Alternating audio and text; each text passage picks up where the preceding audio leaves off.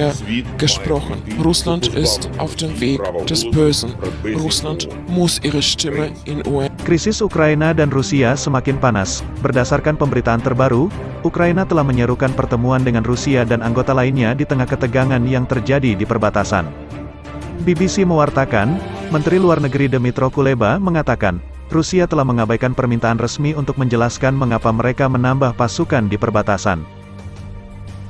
Ketegangan dua negara ini mulai menjadi sorotan setelah muncul laporan yang mengatakan Rusia menambah 100.000 tentara di perbatasan Ukraina. Tetapi Rusia membantah kalau itu adalah rencana mereka menyerang Ukraina.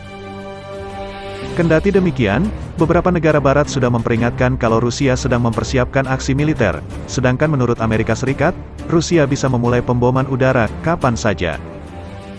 Menurut Dmytro Kuleba, langkah yang akan ditempuh adalah meminta pertemuan dalam 48 jam ke depan untuk transparansi tentang rencana Rusia. Dmytro Kuleba mengatakan, Ukraina menuntut jawaban Rusia terkait rencana mereka, terlebih tentang aturan dokumen Wina soal kesepakatan masalah keamanan yang diadopsi anggota OSCE. Di sisi lain, Presiden Ukraina Volodymyr Zelensky mengatakan, klaim semacam itu bisa menyebarkan kepanikan. Dia mengaku tidak melihat bukti bahwa Rusia merencanakan invasi dalam beberapa hari mendatang. Seperti dikutip BBC, Rusia dan Belarus sudah memulai latihan militer bersama di tengah kekhawatiran Barat akan invasi Rusia ke Ukraina. Belarus adalah sekutu Rusia dan memiliki perbatasan yang cukup panjang dengan Ukraina. Prancis menyebut latihan itu sebagai pengerahan terbesar Rusia ke Belarus sejak Perang Dingin dan gerakan kekerasan, sedangkan Ukraina mengaku mereka mendapat tekanan psikologis atas latihan bersama itu. Sedangkan Kementerian Pertahanan Rusia mengatakan tujuan latihan itu adalah untuk melatih, menolak agresi eksternal dengan operasi defensif. Pasukan itu juga akan berlatih melindungi perbatasan dan memblokir saluran pengiriman senjata dan amunisi. Rusia mengklaim kalau mereka punya hak untuk memindahkan pasukannya secara bebas ke wilayah sekutunya.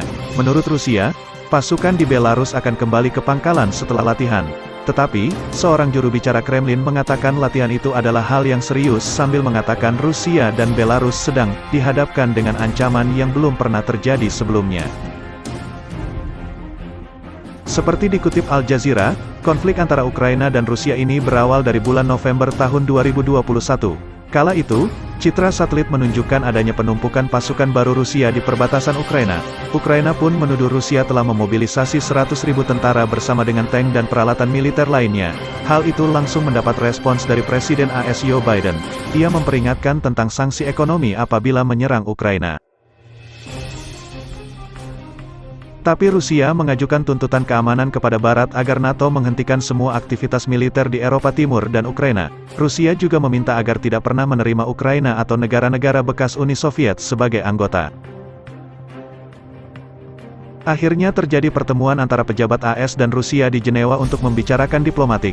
Tetapi tidak selesai karena Rusia tetap meminta tuntutan keamanan dan AS tidak mau menerima itu. Akhirnya pada tanggal 26 Januari tahun 2022, NATO menempatkan pasukannya di Eropa Timur sembari menambah kapal dan jet tempur.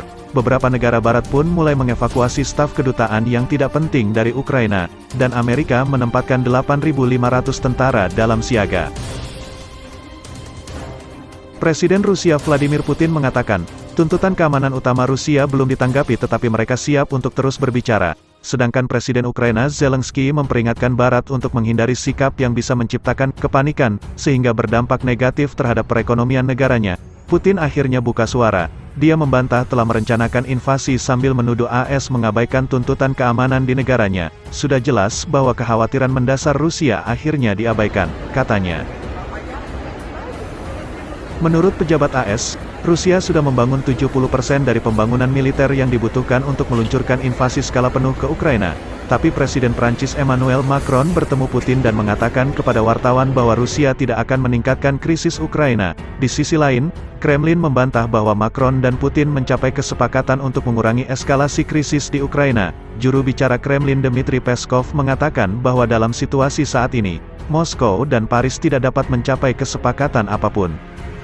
Pentagon akhirnya memerintahkan tambahan 3.000 tentara AS untuk dikirim ke Polandia untuk meyakinkan sekutu. Sementara itu, sejumlah negara menyerukan warganya untuk meninggalkan Ukraina, dengan beberapa peringatan bahwa evakuasi militer tidak akan dijamin jika terjadi perang.